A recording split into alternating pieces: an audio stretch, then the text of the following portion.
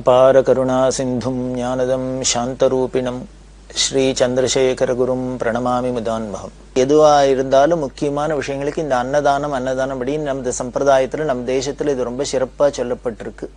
அப்படிதான் இந்த சாவேலி சாஸ்திரம் பிரார்த்தனை பண்ணிட்டா. இந்த அன்னதானம் அப்படின்னு இன்னொன்னு ஞாபகம் வருது. பெரியவாழ்கிட்ட இது மாதிரி அன்னதானங்கள்லாம் நிறைய நடக்கும். பல பேர் பிரார்த்தனை பண்ணிட்டே பண்ணுவான். அதுல சில பேர் பிரார்த்தனை பண்ணி சஹஸ்ர போஜனம் பண்ணி வைக்கிறது அப்படின்லாம் பண்ணியிருந்தா. இந்த சஹஸ்ர போஜனம் பண்ணி வைக்கிறது அதுக்குன்னு சில நியமம் எல்லாம் இருக்கு. அதுபடியெல்லாம் பண்ணி வச்சுருக்கு நடந்துட்டு இருக்கிறது பெரியவா தினம் சஹஸ்ர போஜனம்னா ஒரே நாளைக்கு 1000 பேரை வச்சு போட்டாலும் முடியும். அது ரொம்ப சிரமமா இருக்கிறதுனால என்ன ஒரு நாளைக்கு 100 பேர் அப்படிலாம் வச்சுலாம் பண்ணுவா.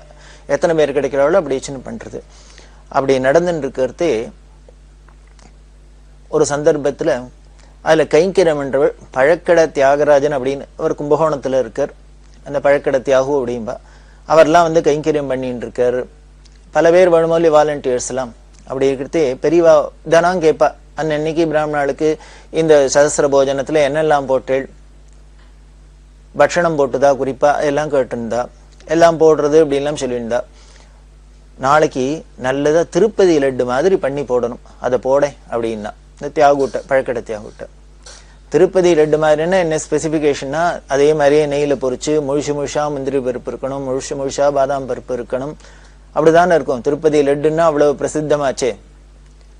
அத மாதிரி பண்ணி இந்த சஹஸ்ர போஜனத்துல எல்லாருக்கும் போடணும் அப்படின்னு சொல்லி வச்சிருந்தா. ஆஹா, பெரியவா பத்திர அப்படியே பண்ணினா. மறுநாளைக்கு அந்த சாப்பாடு எல்லாம் ஆயிண்டே இருக்கு. அப்ப பெரியவா கேட்டா, ஆமா நான் இன்னைக்கு சாப்பாடுலாம் ஆயின்னு இருக்கு அப்படின்னு. நான் லட்டு பண்ணி போட சொன்னேனே, ஸ்பெஷலா லட்டெல்லாம் பண்ணி போடணும்னு போட்டுது அப்படின்னா. அப்படி சொல்லிகிட்டே இருக்குது. பெரியவா வந்துட்டா உள்ளுக்குள்ள இந்த சாப்பிட்டு இருக்கிற இடத்துக்கு. எல்லாரும் உட்காந்து சாப்பிட்டு இருக்கா. எல்லாரும் அநேகமா மோர் சாதத்துக்கு வரப்போற அந்த ஸ்டேஜுக்கு வந்தாச்சு. அதை சாப்பிட்டு ஏந்திருக்க வேண்டியது. உடனே இந்த தியாகுட்ட வாழ்லாம் சொன்னா, நான் லட்டு பண்ணி போட சொன்னேன், எல்லாருக்கும் போட்டேன், எல்லாம் போட்டாச்சு சாப்பிட்டாள. இல்ல நான் பார்க்கணும், நீ என்ன பண்ணி எடுத்துன்னு வா, இன்னும் ஆளுக்கு இன்னும் 2 போடும், 1-2 இலையில போட்டுட்டே வா அப்படின்னா.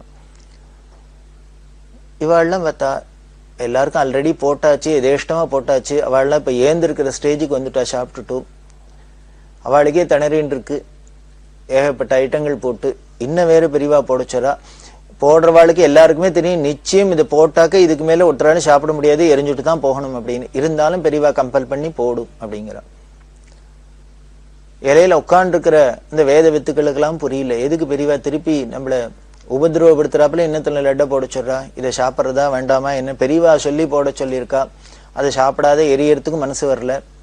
என்ன பண்ணுதுன்னு முழிச்சு நிற்கிறது. பெரியவா எல்லார் இலையிலையும் போட சொன்னா. போட்ட சொல்லிட்டு உடனே என்ன பண்ணா, நான் சொன்னேனேங்கிறதுக்காக எல்லாரும் சிரமப்பட்டுன்னு சாப்பிட வேண்டாம், வேணும்னா துளி சாப்பிடுங்கோ, வேணுங்கிறத சாப்பிட்டுட்டு வேண்டாம்னா எரிஞ்சுட்டு போங்க, அதனால பரவாயில்ல.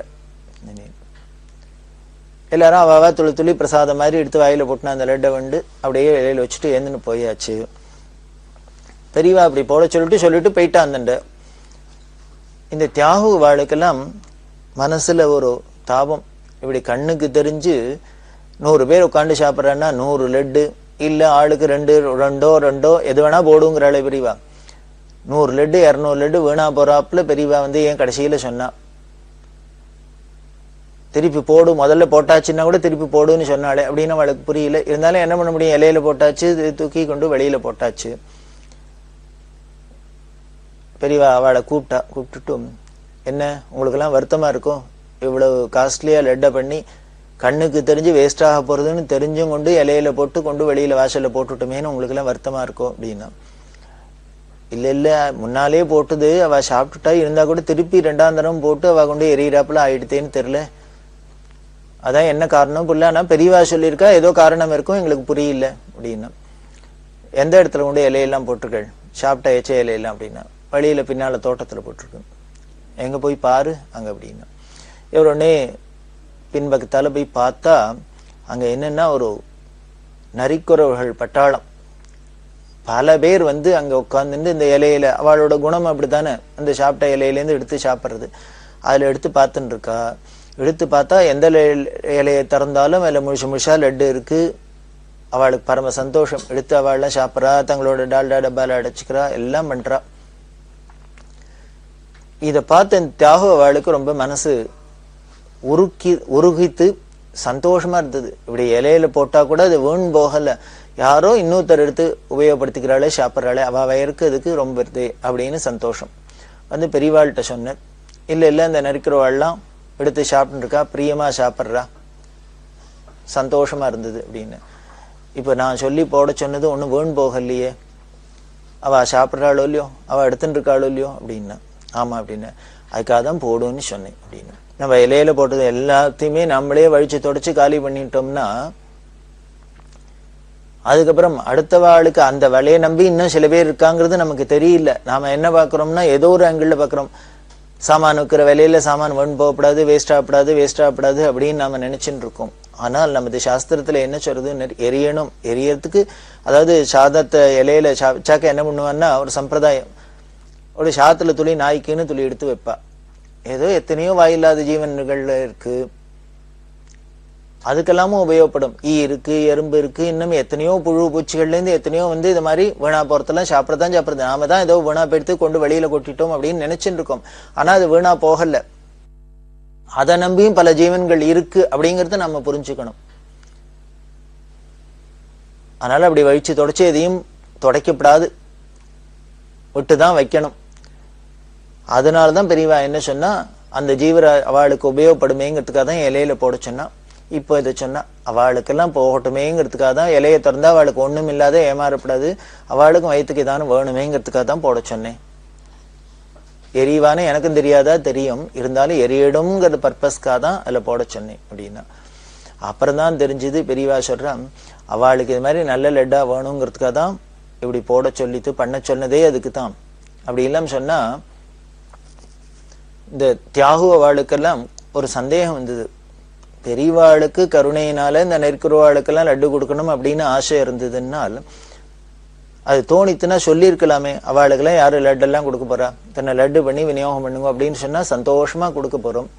அவர் சொன்னார், இல்ல பெரியவா அவ்வளவு நல்ல எண்ணத்துலதான் சொல்றா, அப்படி முன்னாலே சொல்லி இருந்தாக்க இந்த எச்ச இலையில போட்டு அவ அங்கேருந்து பொறுக்கிக்கிறாப்புல வச்சிருப்பானே, அவளையும் கூப்பிட்டு வாசல்ல வச்சுன்னு எல்லாருக்கும் ஆளுக்கு 4 லட்டா 2 லட்டா கொடுத்தா சந்தோஷமா வாங்கிட்டு போயிருப்பாளே அப்படின்னு.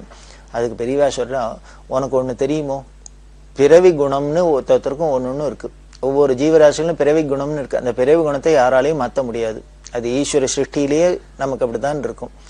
அதை போல அவளுக்கு இந்த நரிக்குறவர்களுக்கு என்ன ஒரு பிறவி குணம் அப்படின்னா, நீ என்னதான் இப்படி வீட்டுல கூப்பிட்டு வச்சு டைனிங் டேபிள்ல உட்காத்தி வச்சு இலையை போட்டு போடு, அவளால சௌக்கியமா நிம்மதியா அவளால சாப்பிட முடியாது. நமக்கே நம்ம வீட்டுல சௌகரியமா நம்ம ஹாயா சாப்பிட்றப்பல இன்னொரு இடத்துல போனோம்னா அது மாதிரி இருக்குமோ, ஃப்ரீயா சாப்பிடுமோ, ஏதோ ஒரு நமக்கு ஒரு தயக்கம் இருக்கும், ஒரு சங்கோஜம் இருக்கும். அவளோட குணம் என்னன்னு, அவ பாட்டுக்கு எல்லாரும் குடும்பத்தோடு சேர்ந்துன்னு அப்படி அழகா என்னமோ பேசின்னு சந்தோஷமா அப்படி இருக்கிறத பார்த்து எடுத்து இலையில ஒண்ணா எடுத்து பார்த்து சாப்பிட்றதுதான் அவளுக்கு ருச்சிக்கும் ரசிக்கும். அப்படி அவளை கூப்பிட்டு நீ ஆர்டிபிஷியலா இங்க உள்ள உட்காத்தி வச்சு இனிமே இலையை போட்டு எல்லாம் பண்ணினா அவளுக்கு சந்தோஷமா சாப்பிட மாட்டா, அவளுக்கு இந்த திருப்தி இருக்காது. அதனால ஒருத்தருக்கு ஒரு சாமான் கொடுக்கறது பெருசு இல்லை, அவளுக்கு பிடிச்சாப்புல கொடுக்கணும், அவளுக்கு சந்தோஷப்படுறாப்புல கொடுக்கணும், அவளுக்கு எப்போ வேணுமோ அப்போ கொடுக்கணும். அதெல்லாம் ரொம்ப முக்கியம். எனக்கு சௌரியப்பட்டது தான் கொடுப்பேன், எனக்கு சௌரியப்பட்டது தான் கொடுப்பேன், என்னோட திருப்திக்கு தான் கொடுப்பேன், என் சந்தோஷத்துக்கு தான் கொடுப்பேன் அப்படின்லாம் தானம் பண்ணி பிரயோஜனம் இல்லை. வாங்கிக்கிறவாளுக்கும் அதுல பூர்ண திருப்தி ஏற்படணும், அவ அதுல சந்தோஷத்தை அடையணும், அவளுக்கு எப்போ வேணுமோ அப்போ கொடுக்கணும். இதெல்லாம் தானே தானத்தோட சிறந்த சிறப்பு. இதெல்லாம் சொல்லி, அதனால அவளோட குணம் நீ அப்படி எடுத்து அங்க அந்த இடத்துல இருந்து எடுத்து சாப்பிட்டாதான் அவளுக்கு திருப்தி ஏற்படும். அதனாலதான் இலையில போட்டு கொடுக்க சொன்னேன். அவளை உள்ள கூப்பிட்டு வச்சா இவ்வளவு ரசிச்சு சந்தோஷமா வாங்கிக்க மாட்டா. இன்னும் இதுக்கு மேல இந்த வேத வித்துகளுக்கெல்லாம் இலையில போட்டு அவளோட உச்சிஷ்டமா அவளோட பிரசாதமா சேஷமா அவளுக்கெல்லாம் போகணும்னு நான் ஆசைப்பட்டேன். காரணம் என்னன்னா, அவளும் பாவம் மனுஷ ஜென்மா தான் எடுத்திருக்கா. எந்த ஜென்மாந்தரத்துல என்ன பிராரப்தமோ இப்படி ஒரு ஜென்மா எடுத்து அவளுக்கு ஆகாரத்துக்கு தெருவா ஒரு இலையெல்லாம் எடுத்து எச்ச இலையை எடுத்து சாப்பிட்றாப்புல ஒரு ஜென்மா கிடைச்சுடுத்தோம். அதனால இந்த வேத வித்துக்களோட இந்த உச்சிஷ்டத்தை சாப்பிட்ட பாக்கியமானும் அடுத்த ஜென்மா அவளுக்கு நல்ல ஜென்மாவா கிடைக்கட்டுமே நல்ல உயர்ந்த ஜென்மாவா கிடைச்சு அவளுக்கும் சாப்பாட்டுக்கு எதுக்கும் கஷ்டம் இல்லாத சௌக்கியமா வீடு வாசலோட க்ஷேமமா இருக்கணுமேனு ஆசை. அதுக்கு இந்த வேத வித்துக்களோட பிரசாதம் எல்லாம் இருக்கணும்னு ஆசைப்பட்டேன். அதனால தான் இவா இலையில போட்டு அந்த பிரசாதமா அங்க போகணும்னு எனக்கு தோணித்து அப்படின்னு. இப்படி எல்லாம் சொல்றத கேட்டோன்னு இந்த தியாகு அவளால அடக்க முடியல. தங்களோட அழுகே கண்ணால தண்ணி விட்டா. என்ன ஒரு கருணை பெரியவாளுக்கு. அடுத்தவாளுக்கு கொடுக்கறது மட்டும் இல்லை, ஜென்ம ஜென்மாந்தரத்துக்கும் பாக்குறாளே. இந்த ஜென்மால இவ இப்படி நடு ரோட்ல உட்காந்துன்னு எச்சையிலாம் சாப்பிட்றாப்புல இருக்கேன்னு யாரானும் கவலைப்பட்டிருப்பான். ஆனா பெரியவா கவலைப்படுறா. இப்படி ஒரு மனுஷ ஜென்மா எடுத்தும் அழகா வீடு வாசலோட உட்காந்துன்னு சௌக்கியமா சாப்பிட முடியாது, இவ குடும்பத்தோட இப்படி நடு ரோட்ல போய் இருக்க முடியுமா ஆயிடுத்து அப்படின்னு கவலைப்பட்டு, அதுக்கு மூல காரணமா இருக்கிற அவளோட பிராரப்தம் தொலையணும், அடுத்த ஜென்மாலையானும் அவளுக்கு நல்லதா ஜென்மா கிடைக்கணுங்கிறதுக்காக இப்படி வேத மாதாவோட வேத வித்துக்களோட பிரசாதம் கிடைக்கணும் அப்படின்னு ஆசைப்பட்டு அனுகிரகம் பண்றான்னா அதான் பெரியவாளோட கருணை பார்வை அப்படின்னு தெரியுது.